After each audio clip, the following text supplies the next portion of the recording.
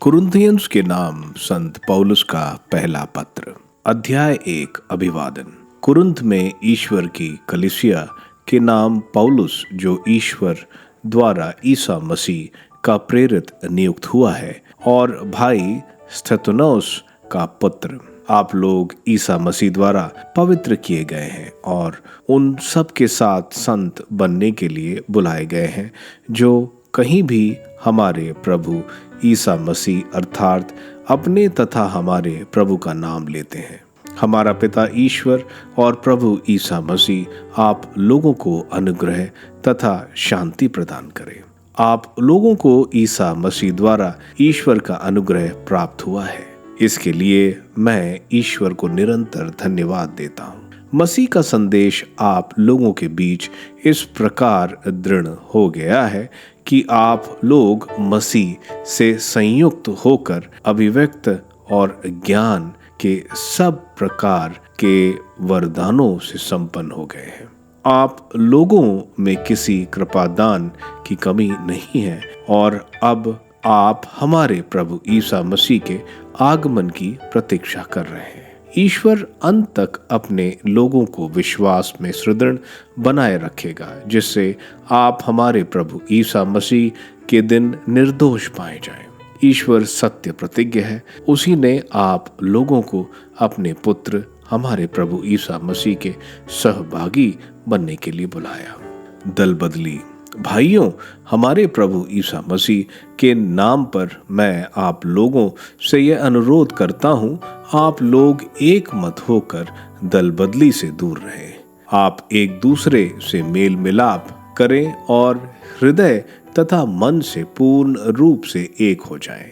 खलोए के घर वालों से मुझे पता चला कि आप लोगों में फूट पड़ गई है। मेरे कहने का तात्पर्य यह है कि आप लोगों में प्रत्येक अपना अपना राग अलापता है। मैं पौलुस का हूँ, मैं अपोलोस का हूँ, मैं कैफस का हूँ और मैं मसीह का हूँ। क्या मसीह खंड खंड हो गए हैं? क्या पौलुस आप लोगों के लिए क्रूस पर मर गए हैं? क्या आप लोगों को पौलुस के नाम पर बपतिस्मा मिला है? ईश्वर को धन्यवाद कि मैंने क्रिस्पुस और गायुस को छोड़कर आप लोगों में किसी को बपतिस्मा नहीं दिया। इसलिए कोई यह नहीं कह सकता कि आपको पौलुस के नाम पर बपतिस्मा मिला है। हाँ, मैंने स्तेफनोस के परिवार को भी बपतिस्मा दिया। जहां तक मुझे पता है, मैंने इसके अतिरिक्त किसी और को बपतिस्मा नहीं दिया, क्योंकि मसीह ने मुझे बपतिस्मा देने नहीं बल्कि सुसमाचार का प्रचार करने भेजा। मैंने इस कार्य के लिए अलंकृत भाषा का व्यवहार नहीं किया, जिससे मसीह के क्रूस के संदेश का प्रभाव फीका ना पड़े। क्रूस की शिक्षा। जो विनाश के मार्ग पर चलते हैं वे क्रूस की शिक्षा को मूर्खता समझते हैं, किंतु हम लोगों के लिए जो मुक्ति के मार्ग पर चलते हैं वह ईश्वर का सामर्थ्य है। क्योंकि लिखा है, मैं ज्ञानियों का ज्ञान नष्ट करूंगा और समझदारों की चतुराई व्यर्थ कर दूंगा। हम में ज्ञानी, शास्त्री और इस संसार के दार्शनिक कहाँ हैं? क्या ईश्वर ने इस संसार के ज्ञान को मूर्खतापूर्ण नहीं प्रमाणित किया है? ईश्वर की प्रज्ञा का विधान ऐसा था कि संसार अपने ज्ञान द्वारा ईश्वर को नहीं पहचान सका। इसलिए ईश्वर ने सुसमाचार की मूर्खता द्वारा विश्वासियों को बचाना चाहा। यहूदी चमत्कार मांगते और यूनानी ज्ञान चाहते हैं, किंतु हम क्रूस पर आरोहित मसीह का प्रचार करते हैं। यह यहूदियों के विश्वास में बांधा है और गैर यहूदियों के लिए मूर्खता, किंतु मसीह चुने हुए लोगों के लिए, चाहे वे यहूदी हो या यूनानी, ईश्वर का सामर्थ्य और ईश्वर की प्रज्ञा है। क्योंकि ईश्वर की मूर्खता मनुष्यों से अधिक विवेकपूर्ण और ईश्वर की दुर्बलता मनुष्यों से अधिक शक्तिशाली है। इस बात पर विचार कीजिए कि बुलाए जाते समय दुनिया की दृष्टि में आप लोगों में बहुत कम लोग ज्ञानी, शक्तिशाली अथवा कुलीन थे। ज्ञानियों को लज्जित करने के लिए ईश्वर ने उन लोगों को चुना है जो दुनिया की दृष्टि में मूर्ख हैं।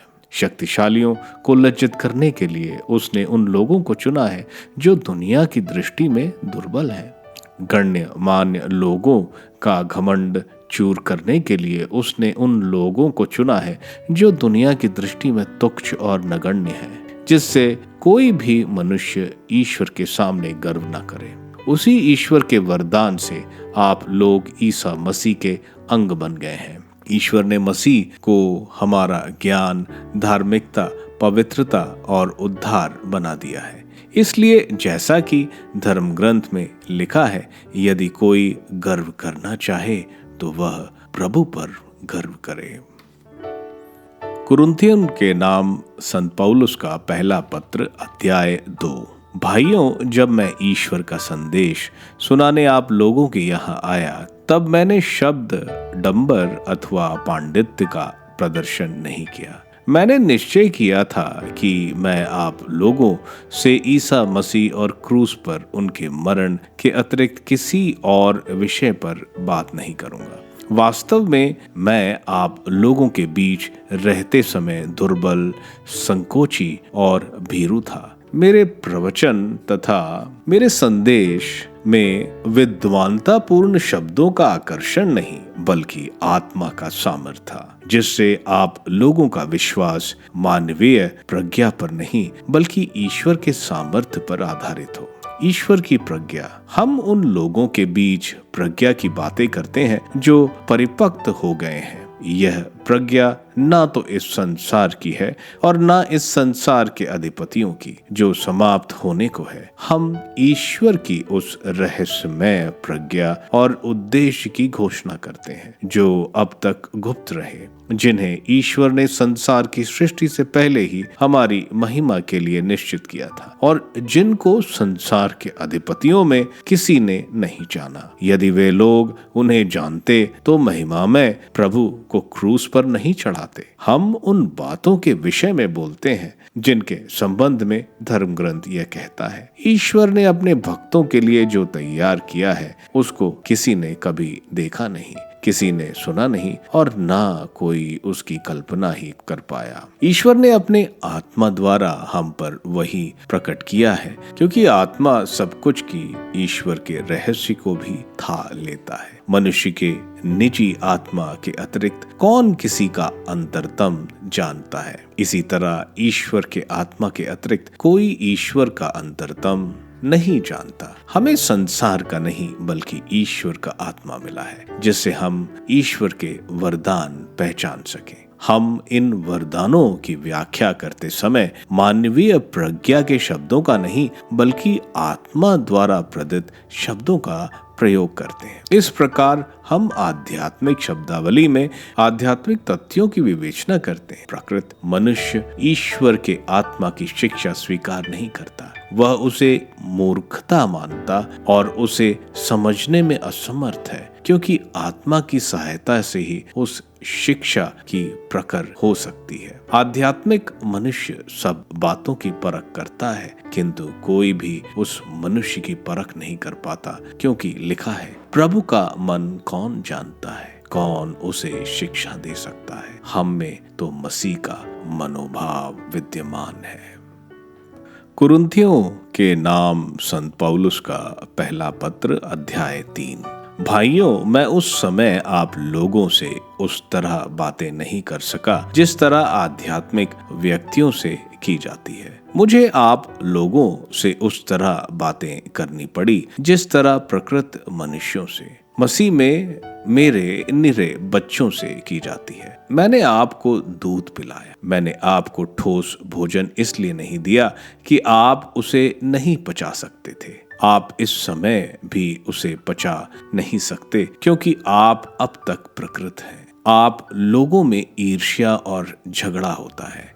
क्या यह बात का प्रमाण नहीं है कि आप प्रकृत हैं और निरे मनुष्यों जैसे आचरण करते हैं? जब कोई कहता है मैं पौलुस का हूँ और कोई कहता है मैं अपोलोस का हूँ, तो क्या यह निरे मनुष्यों जैसा आचरण नहीं है? धर्म प्रचारकों का कार्य। अपोलोस क्या है? पौलुस क्या है? हम तो धर्म सेवक मात्र हैं, जिनके माध्यम से आप विश्वासी बने। हम में प्रत्येक ने वही कार्य किया जिसे प्रभु ने उसको सौंपा। मैंने पौधा रोपा, अपोलोस ने उसे सींचा, किंतु ईश्वर ने उसे बड़ा किया। ना तो रोपने वाले का महत्व है और ना सींचने वाले का, बल्कि वृद्धि करने वाले अर्थात ईश्वर का ही महत्व है। रोपने वाला और सींचने वाला एक ही काम करते हैं और प्रत्येक अपने अपने परिश्रम के अनुरूप अपनी मजदूरी पाएंगे। हम ईश्वर के सहयोगी हैं और आप लोग हैं ईश्वर की खेती,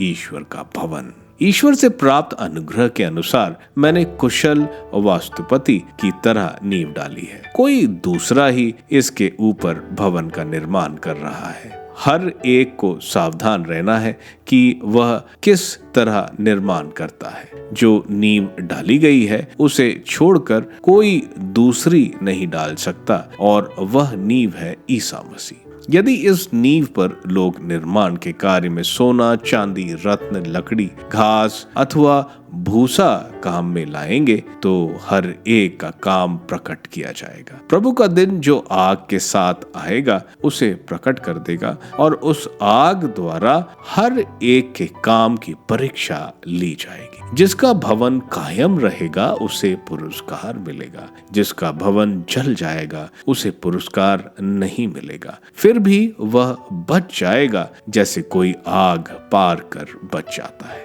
क्या आप यह नहीं जानते कि आप ईश्वर के मंदिर हैं और ईश्वर की आत्मा आप में निवास करती है? यदि कोई ईश्वर का मंदिर नष्ट करेगा तो ईश्वर उसे नष्ट करेगा, क्योंकि ईश्वर का मंदिर पवित्र है और वह मंदिर आप लोग हैं। कोई अपने को धोखा ना दे। यदि आप लोगों में कोई अपने को संसार की दृष्टि से ज्ञानी समझता हो तो वह सचमुच ज्ञानी बनने के लिए अपने को मूर्ख बना ले, क्योंकि इस संसार का ज्ञान ईश्वर की दृष्टि में मूर्खता है। धर्म ग्रंथ में यह लिखा है, वह ज्ञानियों को उनकी चतुराई से ही फंसाता है और प्रभु जानता है कि ज्ञानियों के तर्क वितर्क निस्सार है। इसलिए कोई मनुष्यों पर गर्व ना करे। सब कुछ आपका है, चाहे वह पौलुस, अपोलोस अथवा कैफस हो, संसार हो, जीवन अथवा मरण हो, भूत अथवा भविष्य हो, वह सब आपका है। परंतु आप मसीह के हैं और मसीह ईश्वर के हैं। कुरिन्थियों के नाम संत पौलुस का पहला पत्र, अध्याय 4। लोग हमें मसीह के सेवक और ईश्वर के रहस्यों के करिंदा समझते हैं। अब करिंदा से यह आशा की जाती है कि वह ईमानदार निकले। मेरे लिए इस बात का कोई महत्व नहीं कि आप लोग अथवा मनुष्यों का कोई न्यायालय मुझे योग्य समझे। मैं स्वयं भी अपना न्याय नहीं करता। मैं अपने में कोई दोष नहीं पाता, किंतु इसका अर्थ ये नहीं कि मैं निर्दोष हूँ। प्रभु ही मेरा न्याय करता है। इसलिए प्रभु के आने तक कोई किसी का न्याय नहीं करे। वह अंधकार के रहस्य प्रकाश में लाएगा और हृदयों के गुप्त अभिप्राय प्रकट करेंगे। उस समय हर एक को ईश्वर की ओर से यथा योग्य श्रेय दिया जाएगा। भाइयों, मैंने आप लोगों के लिए अपने और अपोलोस के विषय में यह स्पष्टीकरण दिया है, जिससे आप हमारे उदाहरण से यह शिक्षा ग्रहण करें कि कोई भी धर्म ग्रंथ की मर्यादा का उल्लंघन न करे और आप एक का पक्ष लेते हुए और दूसरे का तिरस्कार करते हुए घमंडी न बने। कौन आपको दूसरों की अपेक्षा अधिक महत्व देता है? आपके पास क्या है जो आपको ना दिया गया है? और यदि आपको सब कुछ दान में मिला है तो इस पर गर्व क्यों करते हैं, मानो ये आपको ना दिया गया हो? अब तो आप लोग तृप्त हो गए हैं, आप धनी हो गए हैं। हमारे बिना ही आपको राज्य मिल चुका है। कितना अच्छा होता यदि आपको सचमुच राज्य मिला होता, तब हम भी शायद आपके राज्य के सहभागी बन जाते।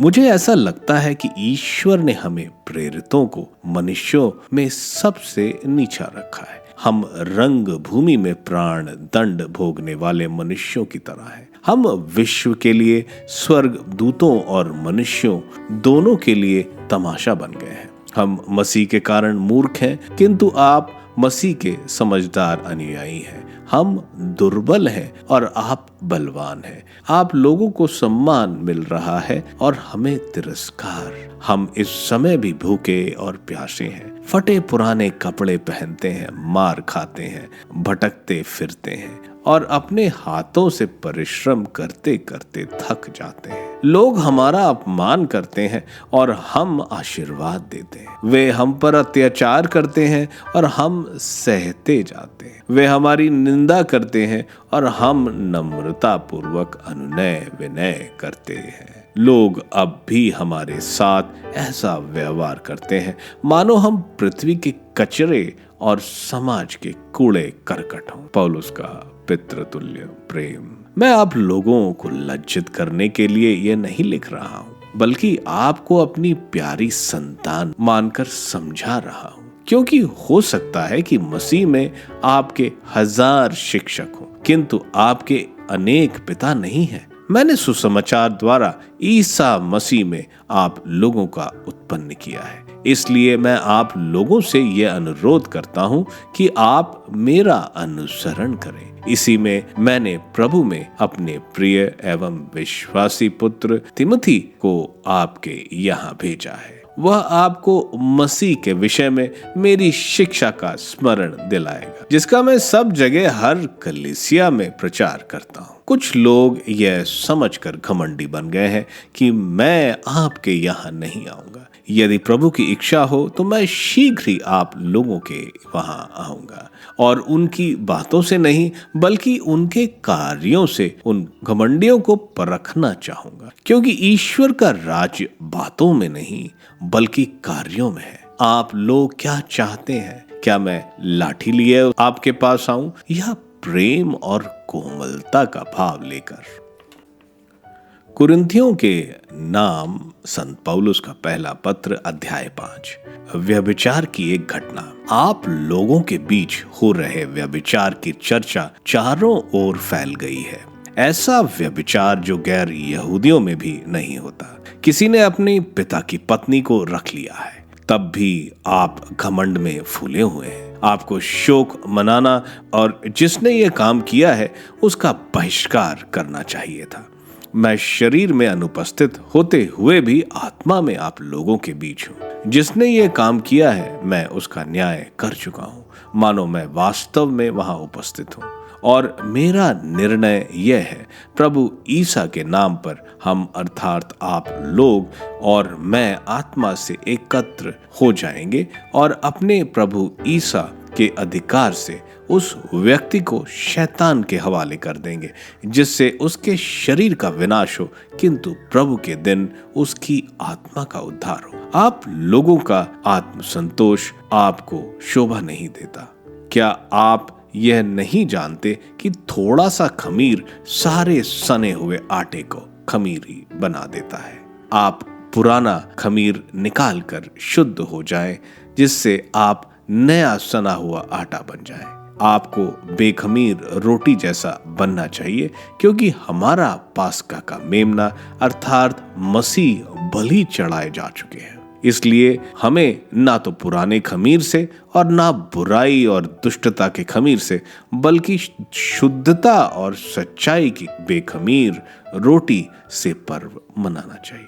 मैंने आप लोगों को अपने पत्र में लिखा कि व्यभिचारियों से मेल जोल ना रखें। मेरा अभिप्राय यह नहीं था कि आप इस संसार के व्यभिचारियों, लोभियों, धोखेबाजों या मूर्ति पूजकों से कोई भी संबंध नहीं रखें। ऐसा करने के लिए आपको संसार को ही छोड़ देना होता, बल्कि मैंने लिखा कि यदि कोई भाई कहलाने वाला कोई व्यक्ति व्यभिचारी, लोभी, मूर्ति पूजक, निंदक, शराबी या धोखेबाज है तो उसके साथ भोजन तक नहीं करें। बाहर वाले का न्याय करना मेरा काम नहीं, ईश्वर बाहर वालों का न्याय करेगा। घर वालों का न्याय करना आपका काम है। अपने बीच से दुष्ट को निकाल दो।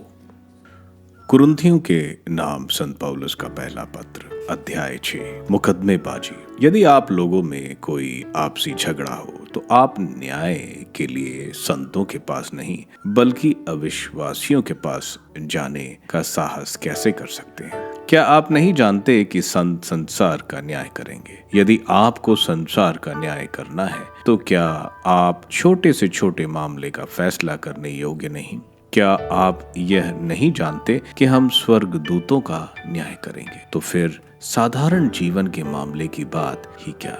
यदि आप लोगों में साधारण जीवन के मामले के बारे में कोई झगड़ा हो तो आप क्यों ऐसे लोगों को पंच बनाते हैं जो कलीसिया की दृष्टि में नगण्य है?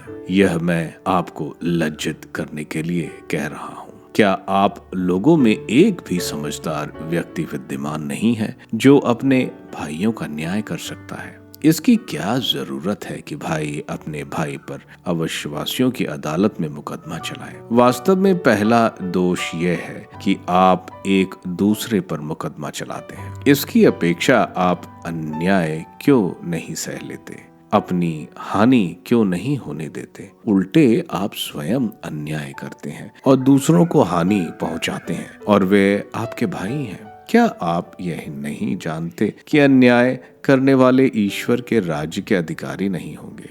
धोखे में ना रहें। व्यभिचारी, मूर्ति पूजक, परस्त्रीगामी, लौंडे और पुरुषगामी, चोर, लोभी, शराबी, निंदक और धोखेबाज ईश्वर के राज्य के अधिकारी नहीं होंगे।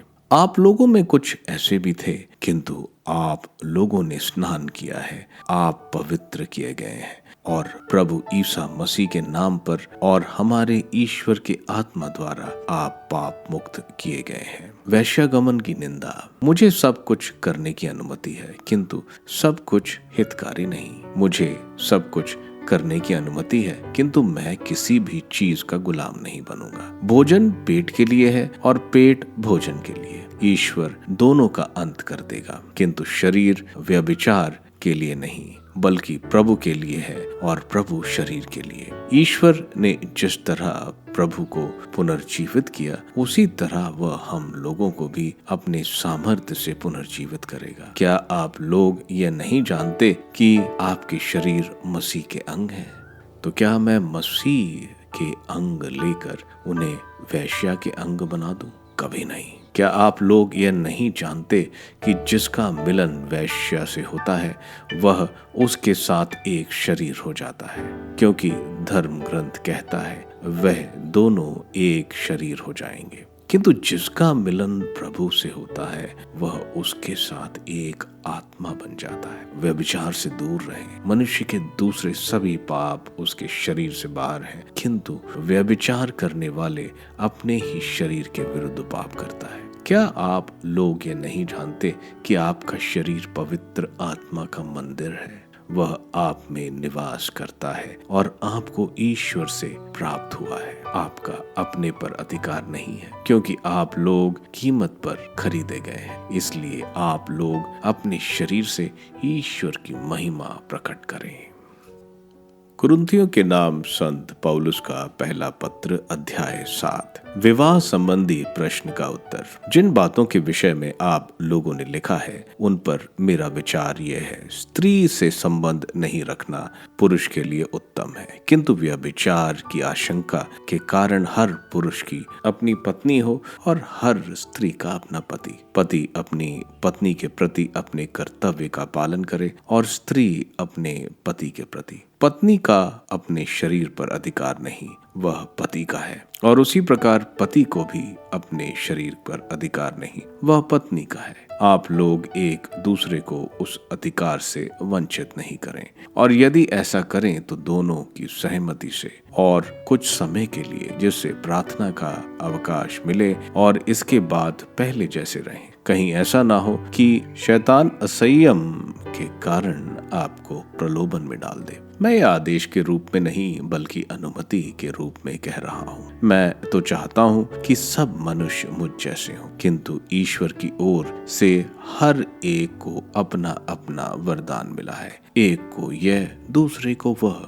मैं अविवाहितों और विधवाओं से यह कहता हूँ, यदि वह मुझ जैसे रहें तो यह उनके लिए उत्तम है। यदि वह आत्म संयम नहीं रख सकते तो विवाह करें, क्योंकि वासना से जलने की अपेक्षा विवाह करना अच्छा है। विवाहितों को मेरा नहीं बल्कि प्रभु का यह आदेश है कि पत्नी अपने पति से अलग ना हो। और यदि वह अलग हो जाए तो उसे या तो अविवाहित रहना चाहिए या अपने पति से मेल कर लेना चाहिए। पति भी अपनी पत्नी का परित्याग नहीं करे। दूसरे लोगों से प्रभु का नहीं, बल्कि मेरा कहना यह है, यदि किसी भाई की पत्नी हमारे धर्म में विश्वास नहीं करती और अपने पति के साथ रहने को राजी है, तो वह भाई उसका परित्याग नहीं करे। और यदि किसी स्त्री का पति हमारे धर्म में विश्वास नहीं करता और वह अपनी पत्नी के साथ रहने को राजी है, तो वह स्त्री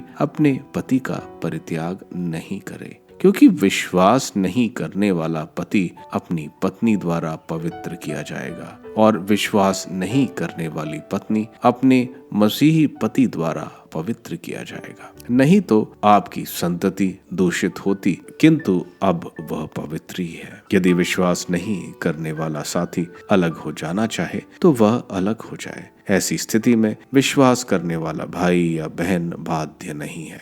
ईश्वर ने आपको शांति का जीवन बिताने के लिए बुलाया है। क्या जाने हो सकता है कि पत्नी अपने पति की मुक्ति का कारण बन जाए और पति अपने पत्नी का मुक्ति का कारण। सामान्य नियम यह है कि हर एक व्यक्ति जिस स्थिति में ईश्वर द्वारा बुलाया गया है उसी में बना रहे और उसे प्रभु से जो वरदान मिला है उसी के अनुरूप जीवन बिताए। मैं सभी कलीसियाओं के लिए यही नियम निर्धारित करता हूँ। यदि बुलाए जाने के समय किसी को खतना हो चुका है तो वह इस बात को छिपाने की चेष्टा ना करे, और यदि बुलाए जाने के बाद उसका खतना नहीं हुआ है तो वह अपना खतना नहीं कराए। ना तो खतने का कोई महत्व है और ना उसके अभाव का। महत्व ईश्वर की आज्ञाओं का पालन का है। हर एक व्यक्ति जिस स्थिति में बुलाया गया था वह उसी में रहे। आप बुलाए जाने के समय दास थे तो इसकी चिंता ना करें, और यदि आप स्वतंत्र हो जा सकें तो दासी बना रहना अधिक उचित समझें, क्योंकि प्रभु द्वारा बुलाए जाने के समय जो दास था वो प्रभु द्वारा दास मुक्त है, और उसी प्रकार प्रभु द्वारा बुलाए जाने के समय जो स्वतंत्र था वह मसीह का दास है। आप लोग कीमत पर खरीदे गए, अब मनुष्य के दास ना बने। भाइयों, हर एक व्यक्ति जिस स्थिति में बुलाया गया था वह उसी में ईश्वर के सामने रहे। अविवाहित लोगों तथा विधवाओं को परामर्श। कुंवारियों के विषय में मुझे प्रभु की ओर से कोई आदेश नहीं मिला है, किंतु प्रभु की दया में विश्वास के योग्य होने के नाते मैं अपनी सम्मति दे रहा हूँ। मैं समझता हूँ कि वर्तमान संकट से यही अच्छा है कि मनुष्य जिस स्थिति में है उसी स्थिति में रहे। अपने किसी स्त्री से विवाह किया है तो उससे मुक्त होने का प्रयत्न ना करें। आपकी पत्नी का देहांत हुआ है तो दूसरे की खोज न करें। यदि आप विवाह करते हैं तो इसमें कोई पाप नहीं है, और यदि कुंवारी विवाह करती है तो वह पाप नहीं करती, किंतु ऐसे लोग अवश्य ही विवाहित जीवन के झंझटें मोल लेते हैं।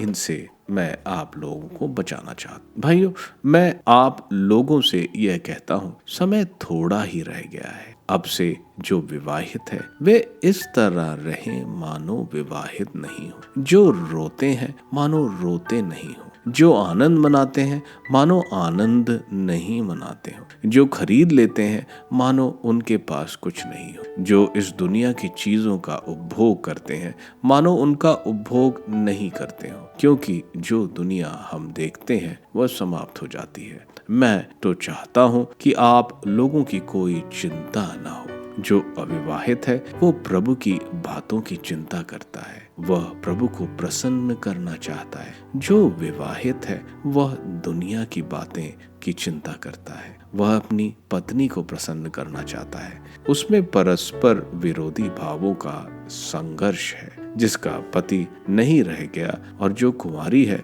वे प्रभु की बातों की चिंता करती है। जो विवाहित है वो दुनिया की बातों की चिंता करती है और अपने पति को प्रसन्न करना चाहती है। मैं आप लोगों की भलाई के लिए यह कह रहा हूँ। मैं आपकी स्वतंत्रता पर रोक लगाना नहीं चाहता। मैं तो आप लोगों के सामने प्रभु की अनन्य भक्ति का आदर्श रख रहा हूँ। यदि कोई समझता है कि उसे अपनी प्रबल प्रवृत्तियों के कारण अपनी मंगेतर युवती के साथ अशोभनीय व्यवहार करने का डर है और उसे इसके संबंध में कुछ करना आवश्यक मालूम पड़ता है, तो वह जो चाहता है कर सकता है। वे विवाह करें, इसमें कोई पाप नहीं, किंतु जिसका मन सुदृढ़ है, जो किसी भी तरह बाध्य नहीं है और अपनी इच्छा के अनुसार चलने का अधिकार है, यदि उसने अपने मन में यह संकल्प किया है कि वह अपनी मंगेतर युवती का कुंवारापन सुरक्षित रखेगा, तो वह अच्छा करता है। इस प्रकार जो अपनी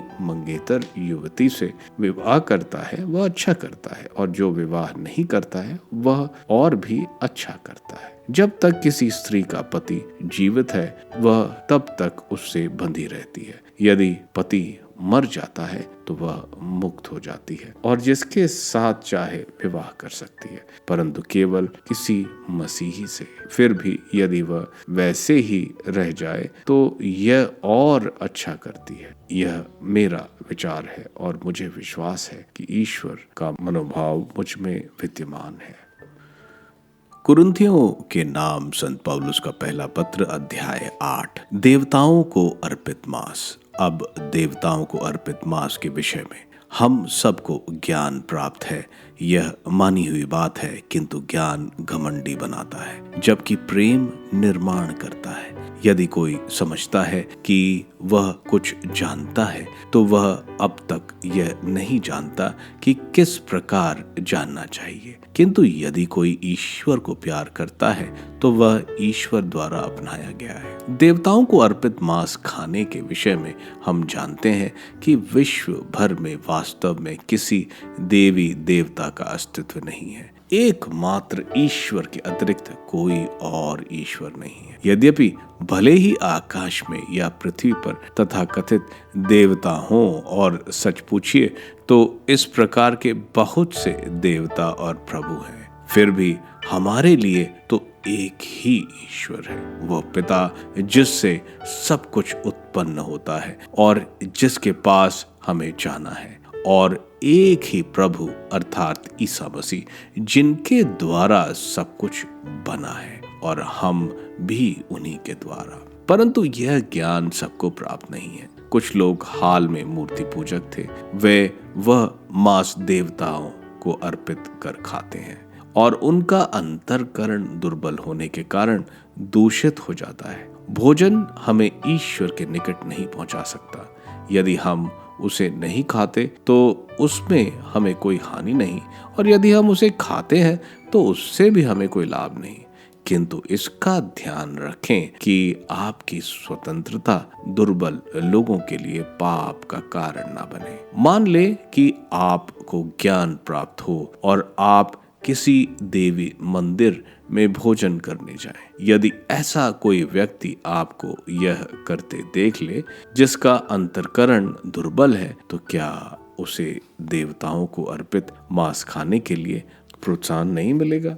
इस तरह आपके ज्ञान के कारण उस दुर्बल भाई का विनाश होता है जिसके लिए मसीह मरे। भाइयों के विरुद्ध इस प्रकार पाप करने और उनके दुर्बल अंतःकरण के आघात पहुंचाने से आप मसीह के विरुद्ध पाप करते हैं। इसलिए यदि मेरा भोजन मेरे भाई के लिए पाप का कारण बनता है, तो मैं फिर कभी मांस नहीं खाऊंगा। कहीं ऐसा ना हो कि मैं अपने भाई के लिए पाप का कारण बन जाऊं। कुरिन्थियों के नाम संत पौलुस का पहला पत्र अध्याय 9। पौलुस अपने अधिकारियों का उपयोग नहीं करते। क्या मैं स्वतंत्र व्यक्ति नहीं? क्या मैं प्रेरित नहीं? क्या मैंने हमारे प्रभु ईसा को नहीं देखा? क्या आप लोग प्रभु में मेरे परिश्रम का परिणाम नहीं? मैं दूसरों की दृष्टि में भले ही प्रेरित ना हूं, किंतु आपके लिए अवश्य हूं, क्योंकि आप लोग प्रभु में मेरी प्रेरित्व के प्रमाण हैं। जो लोग मुझ पर अभियोग लगाते हैं, उनसे मेरा कहना यह है, क्या हमें खाने पीने का अधिकार नहीं? क्या अन्य प्रेरितों, प्रभु के भाइयों और कैफस की तरह हमें किसी मसीही महिला को अपने साथ ले चलने का अधिकार ही नहीं? क्या मैं और बारनबास ही अपने जीवन निर्वाह के लिए काम करने को बाध्य हैं? क्या ये कभी सुनने में आया कि कोई अपने खर्च से सेना में सेवा करता है? कौन दाख बारी लगाकर उसका फल नहीं खाता? कौन झुंड चराकर उस झुंड का दूध नहीं पीता?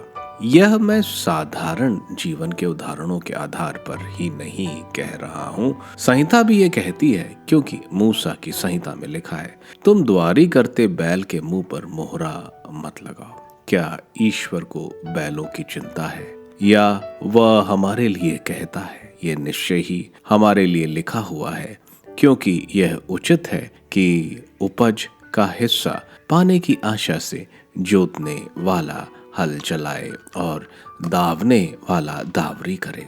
यदि हमने आप लोगों के लिए आध्यात्मिक बीज बोए हैं, तो क्या आप से भौतिक फसल की आशा करना कोई बड़ी बात है? यदि दूसरे लोगों का आप पर यह अधिकार है, तो क्या उनकी अपेक्षा हमारा अधिक अधिकार नहीं? फिर भी हमने इस अधिकार का उपयोग नहीं किया है। उल्टे हम मसीह के सुसमाचार के प्रचार में कोई बाधा न डालें, इसलिए हम हर प्रकार का कष्ट सहते हैं। क्या आप लोग यह नहीं जानते कि मंदिर में धर्म सेवा करने वालों को मंदिर से भोजन मिलता है, और वेदी की सेवा करने वाले वेदी के चढ़ावे के भागीदार हैं? इसी तरह प्रभु ने आदेश दिया कि सुसमाचार के प्रचारक सुसमाचार से जीविका चलाएं। परंतु मैंने इन अधिकारों का उपयोग नहीं किया, और यह मैं इसलिए नहीं लिख रहा कि अब मेरे लिए ऐसा किया जाए। मैं भले ही मर जाऊं, किंतु मैं अपने को इस गौरव से वंचित नहीं होने दूंगा।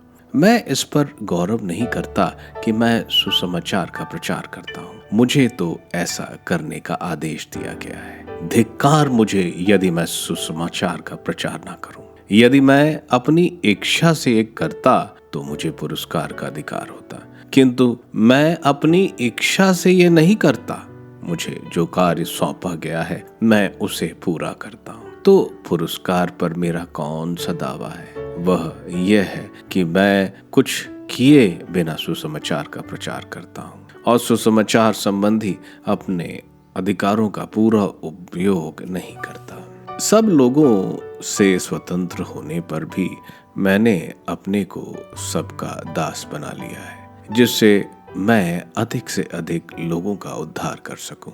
मैं यहूदियों के लिए यहूदी जैसा बना, जिससे मैं यहूदियों का उद्धार कर सकूं। जो लोग संहिता के अधीन हैं, उनका उद्धार करने के लिए मैं संहिता के अधीन जैसा बना, यद्यपि मैं वास्तव में संहिता के अधीन नहीं हूँ। जो लोग संहिता के अधीन नहीं हैं, उनका उद्धार करने के लिए मैं उनके जैसे बना, यद्यपि मैं मसीह की संहिता के अधीन होने के कारण मैं वास्तव में ईश्वर की संहिता से स्वतंत्र नहीं हूँ। मैं दुर्बलों के लिए दुर्बल जैसा बना, जिससे मैं उनका उद्धार कर सकूं। मैं सबके लिए सब कुछ बन गया हूँ, जिससे किसी न किसी तरह कुछ लोगों का उद्धार कर सकूं। मैं यह सब सुसमाचार के कारण कर रहा हूँ, जिससे मैं भी उसके कृपा दानों का भागी बन जाऊं। क्या आप लोग ये नहीं जानते कि रंग भूमि में तो सभी प्रतियोगी दौड़ते हैं, किंतु पुरस्कार एक को ही मिलता है? आप इस प्रकार दौड़ें कि पुरस्कार प्राप्त करें। सब प्रतियोगी हर बात में संयम रखते हैं। वे नश्वर मुकुट प्राप्त करने के लिए ऐसा करते हैं, जबकि हम अनश्वर मुकुट के लिए। इसलिए मैं एक निश्चित लक्ष्य सामने रखकर दौड़ता हूँ। मैं ऐसा मुक्केबाज हूँ जो हवा में मुक्का नहीं मारता। मैं अपने शरीर को कष्ट देता हूँ और उसे वश में रखता हूँ, कहीं ऐसा ना हो कि दूसरों को प्रवचन देने के बाद स्वयं मैं ही ठुकरा दिया जाऊं। कुरिन्थियों के नाम संत पौलुस का पहला पत्र, अध्याय 10। मरुभूमि में इजरायलियों का विनाश। भाइयों, मैं आप लोगों को याद दिलाना चाहता हूँ कि हमारे सभी बाप दादे बादल की छाया में चले, सब ने समुद्र पार किया, और इस प्रकार बादल और समुद्र का बपतिस्मा ग्रहण कर सब के सब मूसा के सहभागी बने। सब ने एक ही आध्यात्मिक भोजन ग्रहण किया और एक एक आध्यात्मिक पेय का पान किया, क्योंकि वे एक आध्यात्मिक चट्टान का जल पीते थे जो उनके साथ साथ चलती थी, और वह चट्टान थी मसीह। फिर भी उनमें अधिकांश लोग ईश्वर के कृपा पात्र नहीं बन सके और मरुभूमि में ढेर हो गए। ये घटनाएं हमको यह शिक्षा देती हैं कि हमें उनके समान बुरी चीजों का लालच नहीं करना चाहिए। उनमें कुछ लोगों के समान आप मूर्ति पूजक ना बने, जिनके विषय में यह लिखा है, वे खाने पीने के लिए बैठे और खेलने कूदने के लिए उठे। हम व्यभिचार नहीं करें, जैसा कि उन लोगों में कुछ लोगों ने व्यभिचार किया और एक ही दिन में 23,000 मर गए। हम प्रभु की परीक्षा नहीं लें, जैसा कि उनमें कुछ लोगों ने लिया और सांपों ने उन्हें नष्ट कर दिया। आप लोग नहीं भुनभुनाए, जैसा कि उनमें कुछ भुनभुनाए और विनाशक दूत ने उन्हें नष्ट कर दिया। यह सब दृष्टांत के रूप में मैं उन पर बीता और हमें चेतावनी देने के लिए लिखा गया है, जो युग के अंत में विद्यमान है। इसलिए जो यह समझता है कि मैं दृढ़ हूं, वह सावधान रहे, कहीं ऐसा ना हो कि वह विचलित हो जाए। आप लोगों को अब तक ऐसा प्रलोभन नहीं दिया गया जो मनुष्य की शक्ति से परे हो। ईश्वर सत्य प्रतिज्ञ है, वह आपको ऐसे प्रलोभन में पड़ने नहीं देगा जो आपकी शक्ति से परे हो। वह प्रलोभन के समय आपको उससे निकलने का मार्ग दिखाएगा और इस तरह आप उसमें दृढ़ बने रह सकेंगे। मूर्ति पूजा से दूर रहें। प्रिय भाइयों, आप मूर्ति पूजा से दूर रहें। मैं आप लोगों को समझदार जानकर यह कह रहा हूं, आप स्वयं मेरी बातों पर विचार करें। क्या आशीष का प्याला जिस पर हम आशीष की प्रार्थना पढ़ते हैं, हमें मसीह के रक्त का सहभागी नहीं बनाता? क्या वह रोटी जिसे हम तोड़ते हैं हमें मसीह के शरीर का सहभागी नहीं बनाता? रोटी तो एक ही है, इसलिए अनेक होने पर भी हम एक हैं, क्योंकि हम सब एक ही रोटी के सहभागी हैं। इजरायलियों को देखिए, क्या बलि खाने वाले वेदी के सहभागी नहीं हैं? मैं यह नहीं कहता कि देवता को चढ़ाए हुए मांस की कोई विशेषता है अथवा यह कि देव मूर्तियों का कोई महत्व है, किंतु धर्म ग्रंथ के अनुसार गैर यहूदियों के बलिदान ईश्वर को नहीं बल्कि अपदूतों को चढ़ाए जाते हैं। मैं ये नहीं चाहता कि आप लोग अपदूतों के सहभागी बने। आप प्रभु का प्याला और अपदूतों का प्याला दोनों नहीं पी सकते। आप प्रभु की मेज और अपदूतों की मेज दोनों के सहभागी नहीं बन सकते।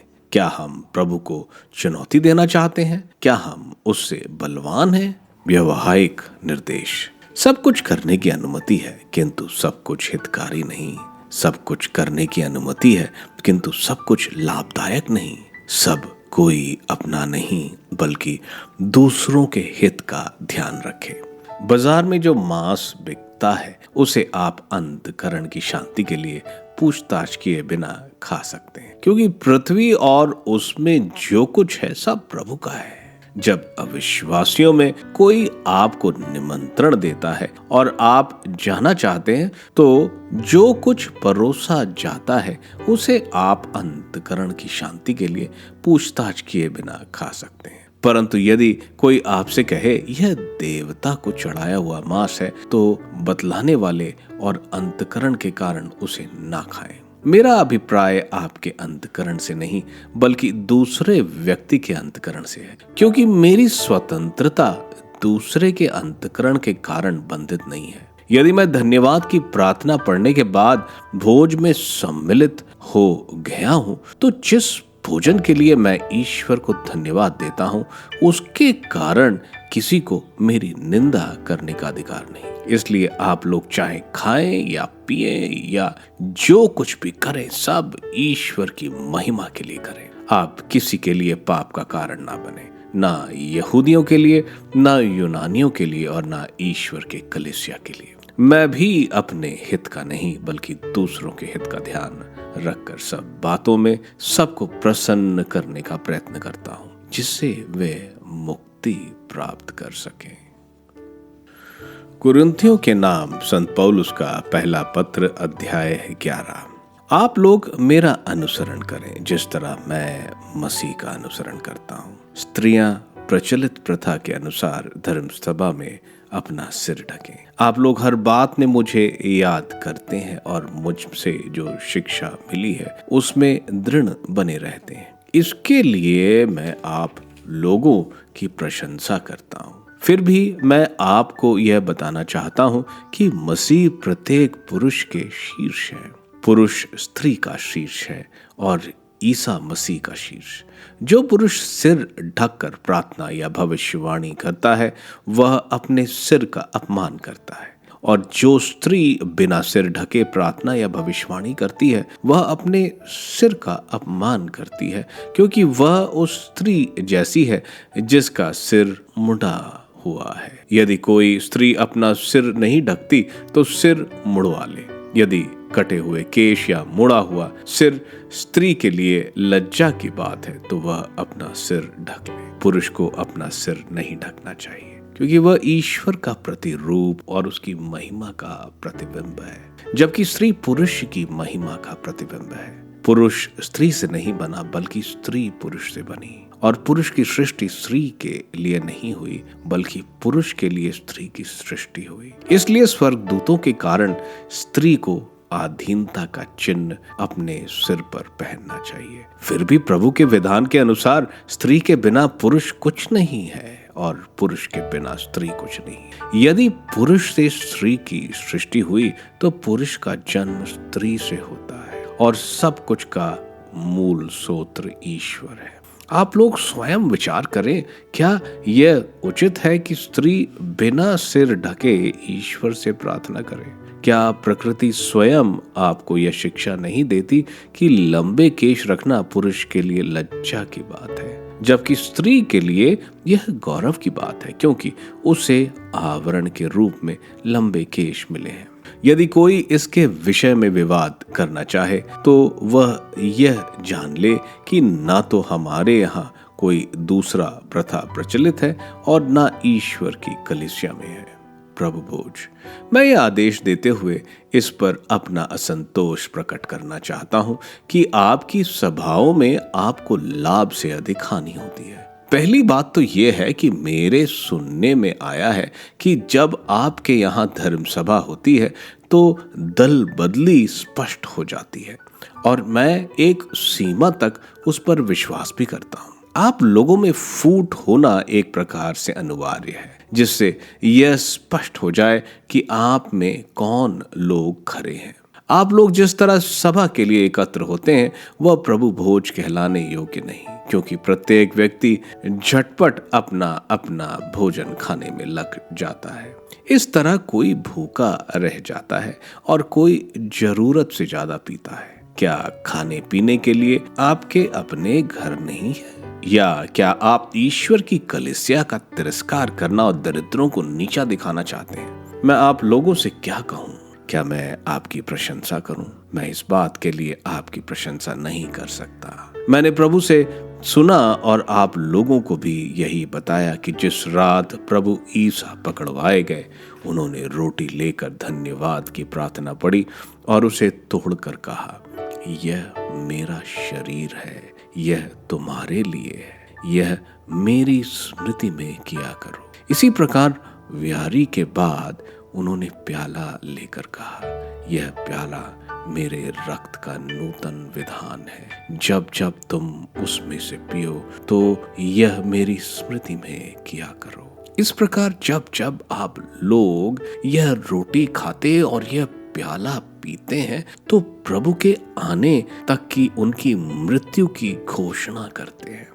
इसलिए जो अयोग्य रीति से यह रोटी खाता या प्रभु का प्याला पीता है वह प्रभु के शरीर और रक्त के विरुद्ध अपराध करता है। अपने अंतकरण की परीक्षा करने के बाद ही मनुष्य वह रोटी खाए और वह प्याला पिए। जो प्रभु का शरीर पहचाने बिना खाता और पीता है वह अपनी ही दंडाज्ञा खाता और पीता है।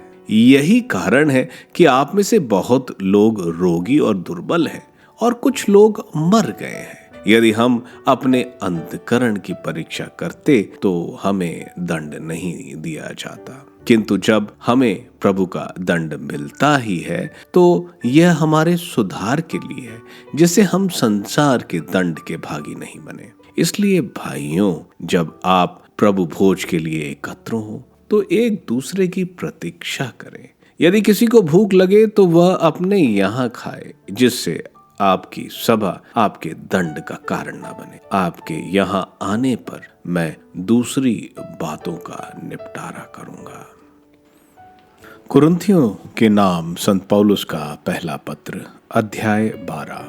पवित्र आत्मा के वरदान। भाइयों, हम चाहते हैं कि आप लोगों को आध्यात्मिक वरदानों के विषय में निश्चित जानकारी हो। आप जानते हैं कि जब आप मूर्ति पूजक थे तो आप विवश होकर उन गूंगी मूर्तियों की ओर खिंच जाते थे। इसलिए मैं आप लोगों को बता देता हूं कि कोई ईश्वर के आत्मा से प्रेरित होकर यह नहीं कहता ईसा शपित हो, और कोई पवित्र आत्मा की प्रेरणा से बिना यह नहीं कह सकता ईसा ही प्रभु है। कृपादान तो नाना प्रकार के होते हैं, किंतु आत्मा एक ही है। सेवाएं तो नाना प्रकार की होती हैं, किंतु प्रभु एक ही है।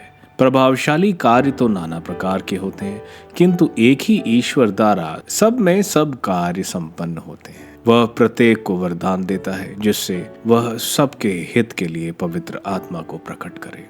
किसी को आत्मा द्वारा प्रज्ञा के शब्द मिलते हैं, किसी को उसी आत्मा द्वारा ज्ञान के शब्द मिलते हैं, और किसी को उसी आत्मा द्वारा विश्वास मिलता है। वही आत्मा किसी को रोगियों को चंगा करने का, किसी को चमत्कार दिखाने का, किसी को भविष्यवाणी करने का, किसी को आत्माओं की परख करने का, किसी को भाषाएं बोलने का, और किसी को भाषाओं की व्याख्या करने का वरदान देता है।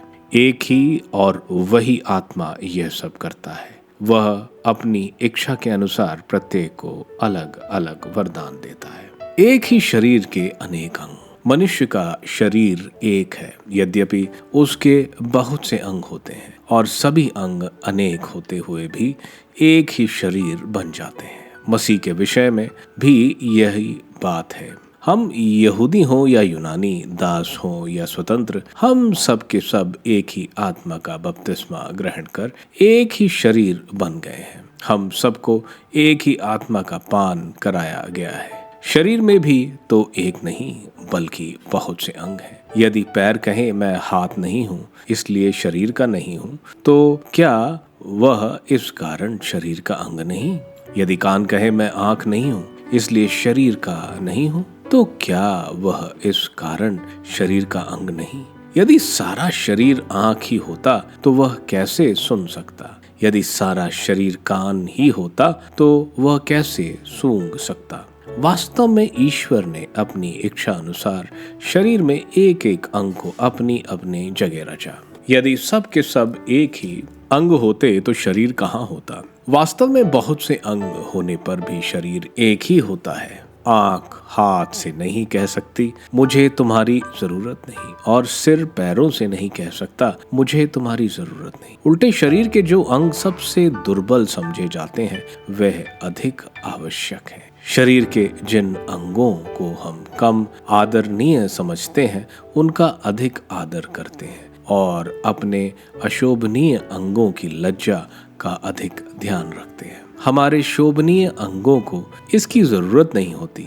वो जो अंग कम आदरणीय है, ईश्वर उन्हें अधिक आदर दिलाते हुए शरीर का संगठन किया है। वह इसलिए हुआ कि शरीर में फूट उत्पन्न न हो, बल्कि उसके सभी अंग एक दूसरे का ध्यान रखें। यदि एक अंग को पीड़ा होती है तो उसके साथ सभी अंगों को पीड़ा होती है, और यदि एक अंग का सम्मान किया जाता है तो उसके साथ सभी अंग आनंद मनाते हैं।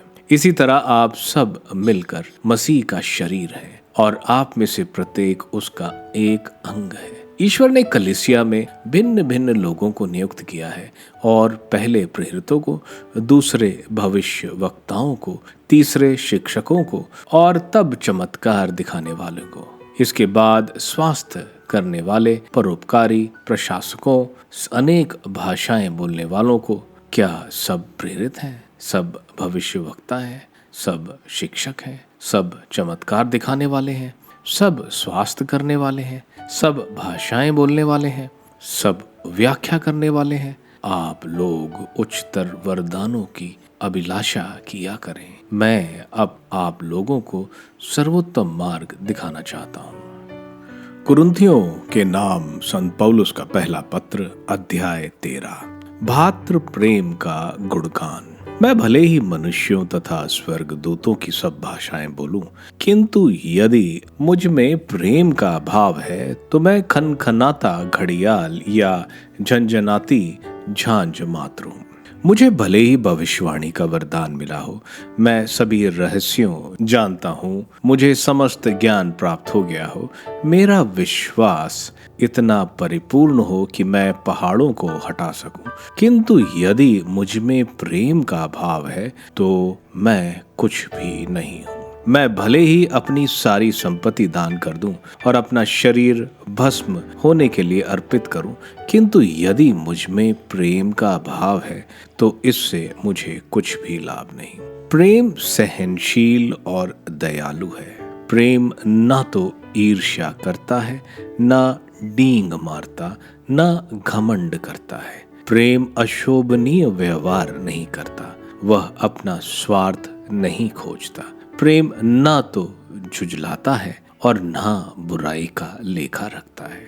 वह दूसरों के पाप से नहीं बल्कि उनके सदाचरण से प्रसन्न होता है। वह सब कुछ झांक देता है, सब कुछ पर विश्वास करता है, सब कुछ की आशा करता है और सब कुछ सह लेता है। भविष्यवाणियां जाती रहेंगी, भाषाएं मौन हो जाएंगी और ज्ञान मिट जाएगा, किंतु प्रेम का कभी अंत नहीं होगा, क्योंकि हमारा ज्ञान तथा हमारी भविष्यवाणियां अपूर्ण है। और जब पूर्णता आ जाती है तो जो अपूर्ण है वह जाता रहेगा। मैं जब बच्चा था तो बच्चों की तरह बोलता, सोचता और समझता था, किंतु सयाना हो जाने पर मैंने बचकानी बातें छोड़ दी। अभी तो हमने आईने में धुंधला सा दिखाई देता है, परंतु तब हम आमने सामने देखेंगे। अभी तो मेरा ज्ञान अपूर्ण है, परंतु तब मैं उसी तरह पूर्ण रूप से जान जाऊंगा जिस तरह ईश्वर मुझे जान गया है। अभी तो विश्वास, भरोसा और प्रेम ये तीन बने हुए हैं, किंतु उनमें प्रेम ही सबसे महान है। कुरिन्थियों के नाम संत पौलुस का पहला पत्र, अध्याय 14। पवित्र आत्मा के वरदानों द्वारा आध्यात्मिक निर्माण। आप सबसे पहले भातृ प्रेम की साधना करें। आप आध्यात्मिक वरदानों की, विशेष रूप से भविष्यवाणी के वरदानों की अभिलाषा किया करें, क्योंकि जो अपरिचित भाषा में बोलता है वह मनुष्यों से नहीं बल्कि ईश्वर से बोलता है। उसे कोई नहीं समझता, वह आत्मा से प्रेरित होकर रहस्यमय बातें करता है। किंतु जो भविष्यवाणी करता है वह मनुष्यों से आध्यात्मिक निर्माण, प्रोत्साहन और सांत्वना की बातें करता है। जो अपरिचित भाषा में बोलता है वह अपना ही आध्यात्मिक निर्माण करता है, किंतु जो भविष्यवाणी करता है वह कलीसिया का आध्यात्मिक निर्माण करता है। मैं तो चाहता हूं कि आप सबको भाषाओं का वरदान मिले, किंतु इससे अधिक यह चाहता हूं कि आपको भविष्यवाणी का वरदान मिले। यदि भाषाएं बोलने वाला कलीसिया के आध्यात्मिक निर्माण के लिए उनकी व्याख्या नहीं करता तो इसकी अपेक्षा भविष्यवाणी करने वाले का महत्व अधिक है। भाइयों, मान लीजिए कि मैं आप लोगों के यहाँ भाषाएं बोलने आऊं और मेरी वाणी में ना तो कोई नया सच हो, ना ज्ञान की बात हो, ना भविष्यवाणी और ना कोई शिक्षा, तो उससे आपको क्या लाभ होगा? बांसुरी या वीणा जैसे निर्जीव वाद्यों के विषय में भी यही बात है। यदि उनमें उत्पन्न स्वरों में कोई भेद नहीं तो यह कैसे पता चलेगा कि बांसुरी या वीणा पर क्या बजाया जा रहा है? यदि तुरही का स्वर अस्पष्ट है तो कौन अपने को युद्ध के लिए तैयार करेगा? आपके विषय में भी यही बात है। यदि आप सुबोधगम्य शब्द नहीं बोलते तो यह कैसे पता चलेगा कि आप क्या कह रहे हैं? आप केवल हवा से बातें करेंगे। संसार में ना जाने कितनी भाषाएं हैं और उनमें एक भी निरर्थक नहीं। यदि मैं किसी भाषा का अर्थ नहीं जानता तो मैं बोलने वाले के लिए परदेसी हूँ और बोलने वाला मेरे लिए परदेसी है। आपके विषय में भी यही बात है। आप लोग आध्यात्मिक वरदानों की अभिलाषा करते हैं, इसलिए ऐसे वरदानों से संपन्न होने का प्रयत्न करें जो कलीसिया के आध्यात्मिक निर्माण में सहायक हो। अपरिचित भाषा बोलने वाला प्रार्थना करे जिससे उसको व्याख्या करने का वरदान भी मिल जाए, क्योंकि यदि मैं किसी अपरिचित भाषा में प्रार्थना करता हूँ तो मेरी आत्मा प्रार्थना करती है किंतु मेरी बुद्धि निष्क्रिय है। तो क्या करना चाहिए? मैं अपनी आत्मा से प्रार्थना करूंगा और अपनी बुद्धि से भी। मैं अपनी आत्मा से गीत गाऊंगा और अपनी बुद्धि से भी। यदि आप आत्मा से अविष्ट होकर ईश्वर की स्तुति करते हैं तो वहां उपस्थित साधारण व्यक्ति आपका धन्यवाद सुनकर कैसे आमीन कह सकता है? वह यह भी नहीं जानता कि आप क्या कह रहे हैं। आपका धन्यवाद भले ही सुंदर हो किंतु इससे दूसरे व्यक्ति का आध्यात्मिक निर्माण नहीं होता। ईश्वर को धन्यवाद, मुझे आप लोग सभी से अधिक भाषाएं बोलने का वरदान मिला है, किंतु अपरिचित भाषा में 10,000 शब्द बोलने की अपेक्षा मैं दूसरों को शिक्षा देने के लिए धर्म सभा में अपनी बुद्धि से 5 शब्द बोलना ज्यादा पसंद करूंगा। भाइयों, सोच विचार में बच्चे मत बने, बुराई में बच्चे बने रहे किंतु सोच विचार में सयाने बने। संहिता में लिखा है, प्रभु कहता है, मैं अन्य भाषा भाषियों द्वारा विदेशी भाषा में इस प्रजा से बोलूंगा और वह मेरी बात पर ध्यान नहीं देगी। इससे स्पष्ट है कि अपरिचित भाषाएं विश्वासियों के लिए नहीं बल्कि अविश्वासियों के लिए चिन्ह स्वरूप है और भविष्यवाणी अविश्वासियों के लिए नहीं बल्कि विश्वासियों के लिए है। जब सारी कलीसिया इकट्ठी हो जाती है तब यदि सब लोग भाषाएं बोलने लगे और उस समय कोई अदीक्षित या अविश्वासी व्यक्ति भीतर आ जाए तो क्या वह यह नहीं कहेंगे कि आप प्रलाप कर रहे हैं? परंतु यदि सब भविष्यवाणी करें और कोई अविश्वासी या अदीक्षित व्यक्ति भीतर आ जाए तो वह उसकी बातों से प्रभावित होकर अपने को पापी समझेगा और अपने अंतकरण की जांच करेगा। उसके हृदय के रहस्य प्रकट हो जाएंगे। वह मुंह के बल गिरकर ईश्वर की आराधना करेगा और यह स्वीकार करेगा कि ईश्वर वास्तव में आप लोगों के बीच विद्यमान है। धर्म सभा के लिए नियम। भाइयों, इसका निष्कर्ष क्या है? जब जब आप लोग सभा करते हैं तो क्या भजन सुनाता है, कोई शिक्षा देता है, कोई अपने पर प्रकट किया हुआ सत्य बताता है, कोई अपरिचित भाषा बोलता है और कोई उसकी व्याख्या करता है। किंतु यह सब आध्यात्मिक निर्माण के लिए होना चाहिए। जहाँ तक भाषाएं बोलने का प्रश्न है, 2 या अधिक से 3 व्यक्तियों बारी बारी से ऐसा करे और कोई दूसरा व्यक्ति इसकी व्याख्या प्रस्तुत करे।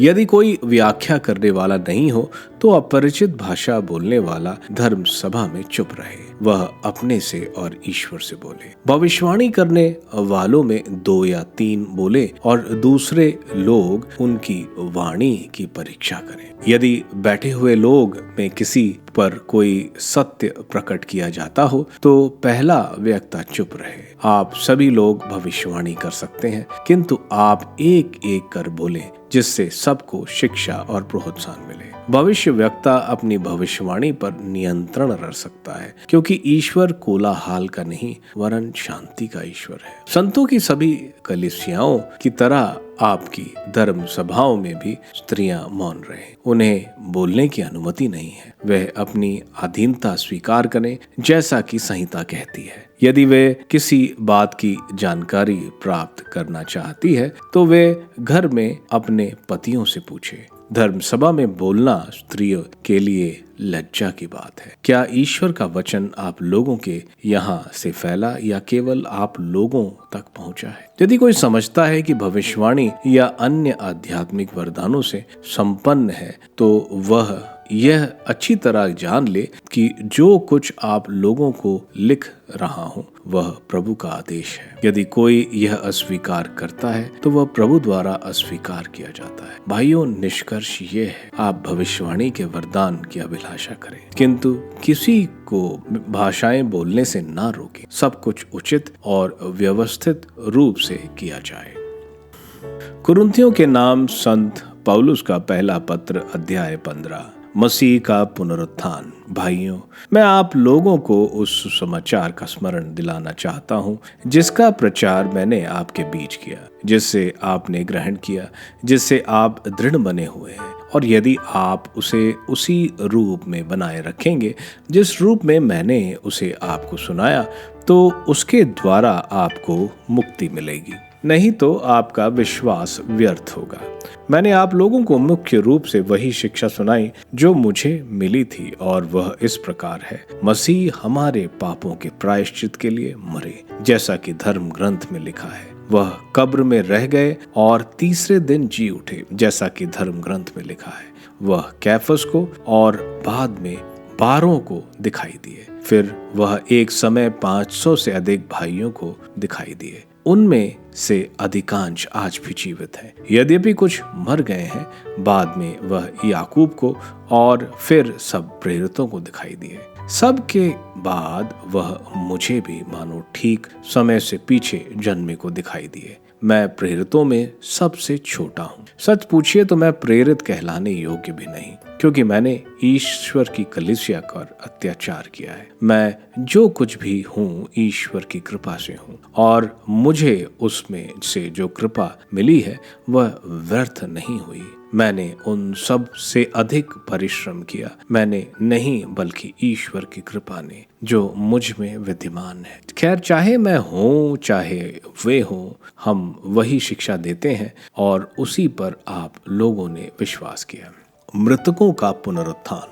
यदि हमारी शिक्षा यह है कि मसीह मृतकों में से जी उठे, तो आप लोगों में कुछ ये कैसे कहते हैं कि मृतकों का पुनरुत्थान नहीं होता? यदि मृतकों का पुनरुत्थान नहीं होता तो मसीह भी नहीं जी उठे। यदि मसीह नहीं जी उठे तो हमारा धर्म प्रचार व्यर्थ है और आप लोगों का विश्वास भी व्यर्थ है। तब हमने ईश्वर के विषय में मिथ्या साक्ष्य दिया, क्योंकि हमने ईश्वर के विषय में यह साक्ष्य दिया कि उसने मसीह को पुनर्जीवित किया, और यदि मृतकों का पुनरुत्थान नहीं होता तो उसने ऐसा नहीं किया। कारण यदि मृतकों का पुनरुत्थान नहीं होता तो मसीह भी नहीं जी उठते। यदि मसीह नहीं जी उठे तो आप लोगों का विश्वास व्यर्थ है और आप अब तक अपने पापों में फंसे हैं। इतना ही नहीं, जो लोग मसीह में विश्वास करते हुए मरे हैं उनका भी विनाश हुआ है। यदि मसीह पर हमारा भरोसा इस जीवन तक ही सीमित है तो हम सब मनुष्यों में सबसे अधिक दयनीय हैं। किंतु मसीह सचमुच मृतकों में से जी उठे। जो लोग मृत्यु में सो गए हैं उनमें वह सबसे पहले जी उठे। क्योंकि मृत्यु मनुष्य द्वारा आई थी, इसलिए मनुष्य द्वारा ही मृतकों का पुनरुत्थान हुआ है। जिस तरह सब मनुष्य आदम से संबंध के कारण मरते हैं, उसी तरह सब मसीह से संबंध के कारण पुनर्जीवित किए जाएंगे। सब अपने क्रम के अनुसार, सबसे पहले मसीह और बाद में उनके पुनरागमन के समय वे जो मसीह के बन गए हैं। जब मसीह बुराई की सब शक्तियों को नष्ट करने के बाद अपना राज्य पिता परमेश्वर को सौंप देंगे, तब अंत आ जाएगा, क्योंकि वह तब तक राज्य करेंगे जब तक वह अपने सब शत्रुओं को अपने पैरों तले ना डाल दे। सबके अंत में नष्ट किया जाने वाला शत्रु है मृत्यु। धर्म ग्रंथ कहता है कि उसने सब कुछ उसके अधीन कर दिया है। किंतु जब वो कहता है कि सब कुछ उसके अधीन है, तो यह स्पष्ट है कि ईश्वर जिसने सब कुछ मसीह के अधीन किया है, इस सब कुछ में सम्मिलित नहीं है। जब वह सब कुछ पुत्र के अधीन कर दिया जाएगा, तब पुत्र स्वयं उस ईश्वर के अधीन हो जाएगा जिसने सब कुछ उसके अधीन कर दिया, और इस प्रकार ईश्वर सब पर पूर्ण शासन करेगा। यदि ऐसा नहीं है तो उन लोगों का क्या जो मृतकों के लिए बपतिस्मा ग्रहण करते हैं? यदि मृतकों का पुनरुत्थान बिल्कुल नहीं होता तो वे मृतकों के लिए बपतिस्मा क्यों ग्रहण करते हैं, और हम स्वयं क्यों हर समय संकटों का सामना करते रहते हैं। आप हमारे प्रभु ईसा में मेरे गौरव हैं। मैं आपकी शपथ खाकर कहता हूँ कि मुझे प्रतिदिन मृत्यु का सामना करना पड़ता है। यदि मुझे लौकिक की भाषा में एफेसुस में हिंस पशुओं से लड़ना पड़ा तो इससे मुझे क्या लाभ। यदि मृतकों का पुनरुत्थान नहीं होता तो हम खाएं और पिएं, क्योंकि कल हमें मरना ही है। धोखे में ना रहें, बुरी संगति से अच्छा चरित्र भ्रष्ट होता है। होश में आए जैसा कि उचित है और पाप करना छोड़ दें। आप में कुछ लोग ईश्वर के संबंध में कुछ नहीं जानते। मैं आपको लज्जित करने के लिए यह कह रहा हूँ। पुनर्जीवित शरीर। अब कोई यह प्रश्न पूछ सकता है, मृतक कैसे जी उठते हैं? वे कौन सा शरीर लेकर आते हैं? अरे मूर्ख, तू जो बोता है वह जब तक नहीं मरता तब तक उसमें जीवन नहीं आ जाता। तू जो बोता है वह बाद में उगने वाला पौधा नहीं बल्कि निरा दाना है, चाहे वह गेहूं का हो या दूसरे प्रकार का। ईश्वर अपनी इच्छा के अनुसार उसे शरीर प्रदान करता है। प्रत्येक दानों को उसका अपना शरीर, प्रत्येक देह एक जैसी नहीं होती। मनुष्यों, पशुओं, पक्षियों और मछलियों की देह अपने अपने प्रकार की होती है। आकाशीय देह पिंड होते हैं और पार्थिव देह पिंड, किंतु आकाशीय देह पिंडों का तेज एक प्रकार का है और पृथ्वी देह पिंडों का दूसरे प्रकार का। सूर्य, चंद्रमा और नक्षत्रों का तेज अपने अपने प्रकार का होता है, क्योंकि एक नक्षत्र का तेज दूसरे नक्षत्र के तेज से भिन्न है। मृतकों के पुनरुत्थान के विषय में भी यही बात है। जो बोया जाता है वह नश्वर है, जो जी उठता है वह अनश्वर है। जो बोया जाता है वह दीनहीन हो, जो जी उठता है वह महिमान्वित है। जो बोया जाता है वह दुर्बल है, जो जी उठता है वह शक्तिशाली है। एक प्रकृत शरीर बोया जाता है और एक आध्यात्मिक शरीर जी उठता है। प्रकृत शरीर भी होता है और आध्यात्मिक शरीर भी है। धर्म ग्रंथ में लिखा है कि प्रथम मनुष्य आदम जीवंत प्राणी बन गया और अंतिम आदम जीवनदायक आत्मा। जो पहला है वह आध्यात्मिक नहीं बल्कि प्रकृत है, इसके बाद ही आध्यात्मिक आता है। पहला मनुष्य मिट्टी का बना है और पृथ्वी का है, दूसरा स्वर्ग का है। मिट्टी का बना मनुष्य जैसा था वैसे ही मिट्टी के बने मनुष्य है, और स्वर्ग का मनुष्य जैसा है वैसे ही सभी स्वर्गीय होंगे। जिस तरह हमने मिट्टी के बने मनुष्य का रूप धारण किया है, उसी तरह हम स्वर्ग के मनुष्य का भी रूप धारण करेंगे। भाइयों, मेरे कहने का अभिप्राय यह है कि निरा मनुष्य ईश्वर के राज्य का अधिकारी नहीं हो सकता और नश्वरता की अधिकारी नहीं होती। मैं आप लोगों को एक रहस्य बता रहा हूँ। हम सब नहीं मरेंगे, बल्कि क्षण भर में पलक मारते अंतिम तुरही बजते ही हम सब के सब रूपांतरित हो जाएंगे। तुरही बजेगी, मृतक अनश्वर बनकर पुनर्जीवित होंगे और हम रूपांतरित हो जाएंगे, क्योंकि यह आवश्यक है कि यह नश्वर शरीर अनश्वरता को और यह मरणशील शरीर अमरता को धारण करे। जब यह नश्वर शरीर अनश्वरता को धारण करेगा, जब यह मरणशील शरीर अमरता को धारण करेगा, तब धर्म ग्रंथ का यह कथन पूरा हो जाएगा। मृत्यु का विनाश हुआ, विजय प्राप्त हुई। मृत्यु कहाँ है तेरी विजय? मृत्यु कहाँ है तेरा डंक? मृत्यु का डंक तो पाप है और पाप को संहिता से बल मिलता है। ईश्वर को धन्यवाद जो हमारे प्रभु ईसा मसीह द्वारा हमें विजय प्रदान करता है। प्यारे भाइयों, आप दृढ़ तथा अटल बने रहें और यह जानकर कि प्रभु के लिए आपका परिश्रम व्यर्थ नहीं है, आप निरंतर उनका कार्य करते रहें।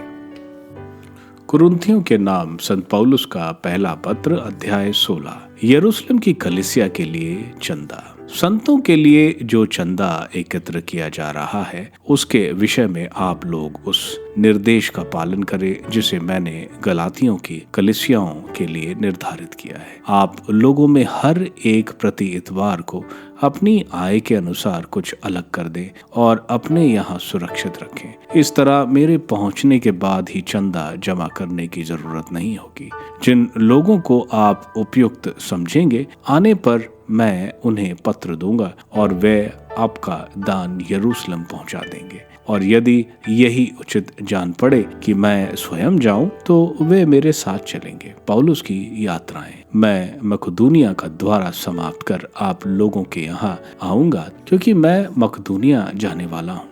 यदि हो सका तो मैं आपके यहाँ कुछ समय तक रहूंगा और शायद जाड़ा भी बिताऊंगा, जिससे इसके बाद मुझे जहाँ भी जाना होगा आप मेरे लिए वहाँ जाने का प्रबंध करें। मैं इस बार यात्रा करते हुए आपसे मिलना नहीं चाहता। प्रभु की इच्छा होने पर मैं कुछ समय तक आप लोगों के यहाँ रहने की आशा करता हूँ। मैं पेंटेकोस्त तक एफेसुस में रहूंगा क्योंकि यहाँ मेरे कार्य के लिए एक विशाल द्वार खुला है और बहुत से विरोधी भी। सिफारिशों और अनुरोध। जब तिमोथी आएंगे तो इसका ध्यान रखिएगा कि उन्हें आपके यहाँ कोई चिंता ना हो क्योंकि वह मेरी तरह प्रभु के कार्य में लगे रहते हैं। उनकी उपेक्षा कोई नहीं करे। आप लोग मेरे पास उनके सकुशल वापस आने का प्रबंध करें क्योंकि मैं भाइयों के साथ उनकी प्रतीक्षा कर रहा हूँ। भाई अपोलोस के विषय में मुझे यह कहना है कि मैंने उनसे बहुत अनुरोध किया कि वह आपके यहाँ जाए, किंतु वह अभी एकदम जाना नहीं चाहते। अवकाश मिलने पर वह आएंगे। आप लोग जागते रहें, विश्वास में दृढ़ रहें और साहसी तथा सामर्थ्य बने। आप जो कुछ भी हैं भातृ प्रेम से प्रेरित होकर करें। भाइयों, आप लोगों से मेरा एक अनुरोध है। आप स्टेफनुस के परिवार को जानते हैं। वे लोग अखेया में सब से पहले हमारे धर्म में सम्मिलित हुए और संतों की सेवा में लगे रहते हैं। आप ऐसे लोगों का नेतृत्व स्वीकार करें और उन सभा का भी जो उनके साथ परिश्रम करते हैं। स्टेफनुस, फोर्तुनातुस और अखैकोस के आगमन से मुझे बड़ी प्रसन्नता हुई। उन्होंने आप लोगों की कमी पूरी कर दी और मेरे तथा आपके मन की चिंता को दूर कर दिया। आप ऐसे लोगों का सम्मान करें। नमस्कार। एशिया की कलीसियाओं आप लोगों को नमस्कार कहती है। अवकिला, प्रिस्का और उनके घर में सभा करने वाले कलीसिया आपको प्रभु में हार्दिक नमस्कार कहती है। सब भाई आप लोगों को नमस्कार कहते हैं। शांति के चुंबन से एक दूसरे का अभिवादन करें। यह नमस्कार मेरे हाथ का लिखा हुआ है। पौलुस। जो प्रभु को प्यार नहीं करता वह अभिशप्त हो। मारानाथा, प्रभु आइए। प्रभु ईसा की कृपा आप लोगों पर बने रहे। मैं ईसा मसीह में आप सबको प्यार करता हूँ।